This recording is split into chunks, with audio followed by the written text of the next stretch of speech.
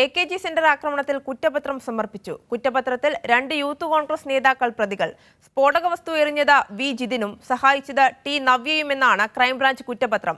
വിജിൻ വായന്തോട് വിശദാംശങ്ങളുമായി ചേരുന്നുണ്ട്. വിജിൻ, മറ്റെന്തൊക്കെ വിവരങ്ങളാണ് കുറ്റപത്രത്തിൽ നിന്ന് വ്യക്തമാവുന്നത്? എന്തായാലും വലിയ വിവാദമാവുകയും AKG സെന്റർ പോലൊരു പ്രധാനപ്പെട്ട രാഷ്ട്രീയ പാർട്ടിയുടെ ഓഫീസിന് നേരെ ബോംബെറിയുകയും സ്ഫോടക വസ്തു എറിയുകയും ചെയ്ത കേസിലാണ് ഇപ്പോൾ പ്രാഥമിക കുറ്റപത്രം സമർപ്പിച്ചിരിക്കുന്നത്. ക്രൈംബ്രാഞ്ചാണ് ഈ കേസ് അന്വേഷിച്ചത്. തിരുവനന്തപുരം CJM കോടതിയിലാണ് ഇപ്പോൾ കുറ്റപത്രം സമർപ്പിച്ചിരിക്കുന്നത്. ആര്യ സൂചിപ്പിച്ചതുപോലെ ഈ വി ജിതിനും അതുപോലെ തന്നെ ടി നവ്യയുമാണ് ആദ്യഘട്ട കുറ്റപത്രത്തിൽ പ്രതികളായിട്ടുള്ളത്. ഇവർ യൂത്ത് കോൺഗ്രസ് പ്രാദേശിക നേതാക്കളാണ്.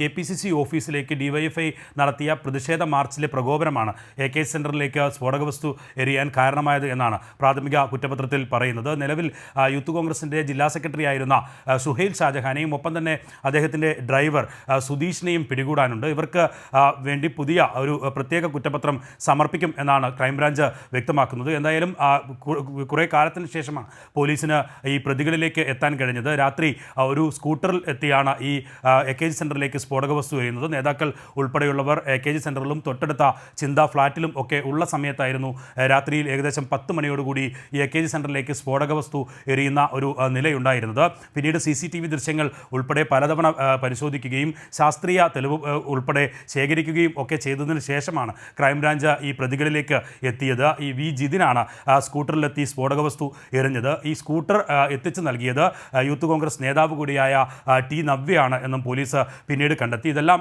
ശാസ്ത്രീയ തെളിവുകളുടെയും CCTV ദൃശ്യങ്ങളുടെയും ഒക്കെ അടിസ്ഥാനത്തിലായിരുന്നു ഈ പ്രതികളിലേക്ക് എത്തിയത്. കൂടുതൽ പരിശോധന പല മേഖലകളിലുള്ള CCTV ദൃശ്യങ്ങൾ ഉൾപ്പെടെ പോലീസും ക്രൈംബ്രാഞ്ചും ഇക്കാര്യത്തിൽ ശേഖരിച്ചിരുന്നു. ആദ്യഘട്ടത്തിൽ പോലീസിന് പ്രതികളിലേക്ക് എത്താൻ കഴിഞ്ഞിരുന്നില്ല. പിന്നീടാണ് ക്രൈംബ്രാഞ്ച് അന്വേഷണം ഏറ്റെടുക്കുകയും ഈ സ്കൂട്ടറുമായി ബന്ധപ്പെട്ട അന്വേഷണത്തിലേക്കും അതുമായി ബന്ധപ്പെട്ട അതിൻ്റെ കളർ കോഡ് ഉൾപ്പെടെ പരിശോധിക്കുകയും ഒക്കെ ചെയ്തതിന് ശേഷമാണ് ഈ സ്കൂട്ടർ തിരിച്ചറിയുകയും അത് ഉപയോഗിച്ച ജിതിനെ തിരിച്ചറിയുകയും ഒക്കെ ചെയ്തത്.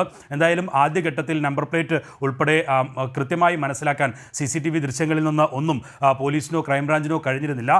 ശക്തമായ സാങ്കേതിക പരിശോധന ഉൾപ്പെടെ നടത്തിയതിന് ശേഷമാണ് ഈ ഇത്തരത്തിൽ സ്കൂട്ടറിൻ്റെ നമ്പറും ആ സ്കൂട്ടർ ഉപയോഗിച്ച് ജിതിനെയും പോലീസ് തിരിച്ചറിയുന്നത്. പിന്നീടാണ് ഏകദേശം ഈ വഞ്ചൂർ ഭാഗത്തു നിന്ന് സ്കൂട്ടർ കൈമാറിയെന്ന ടി നവ്യയാണ് ഈ സ്കൂട്ടർ കൈമാറിയത് എന്ന കണ്ടെത്തലിലേക്ക് പോലീസ് എത്തുന്നത്. വളരെ വിവാദമായ ഒരു കേസിലാണ് ഇപ്പോൾ പോലീസ് കുറ്റപത്രം സമർപ്പിച്ചിട്ടുള്ളത്.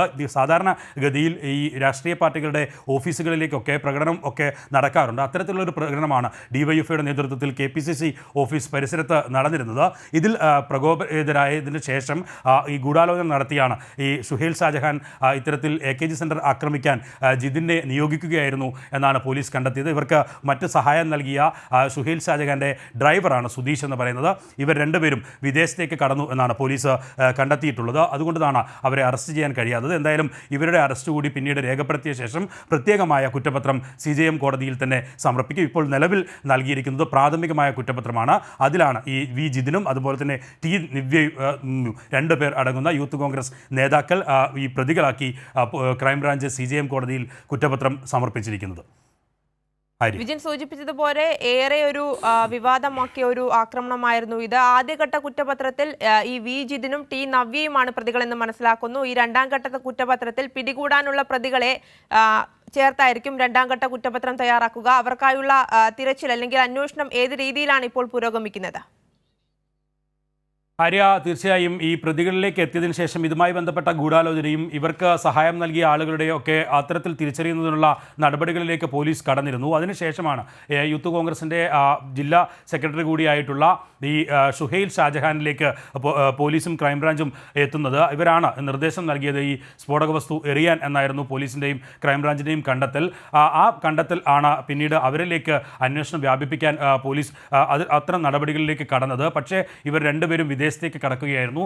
അതുകൊണ്ടാണ് ഇവർ രണ്ടുപേരെയും പോലീസിന് കസ്റ്റഡിയിൽ എടുക്കാൻ കഴിയാതിരുന്നത്. എന്തായാലും AKG സെന്റർ പോലുള്ള ഒരു പ്രധാനപ്പെട്ട ആക്രമണത്തിൽ കുറ്റപത്രം സമർപ്പിച്ചിരിക്കുകയാണ്. കുറ്റപത്രത്തിൽ 2 യൂത്ത് കോൺഗ്രസ് നേതാക്കളെയാണ് പ്രതികളാക്കിയിരിക്കുന്നത്. സ്ഫോടക വസ്തു എറിഞ്ഞ വി ജിതിനും സഹായിച്ച ടി നവ്യയുമാണ് ക്രൈംബ്രാഞ്ച് കുറ്റപത്രത്തിൽ പ്രതികളാക്കിയിരിക്കുന്നത്. ആദ്യഘട്ട കുറ്റപത്രമാണ് ഇപ്പോൾ സമർപ്പിച്ചിരിക്കുന്നത്. വിജിൻ വായന്തോടാണ് വിവരങ്ങൾ നൽകിയത്.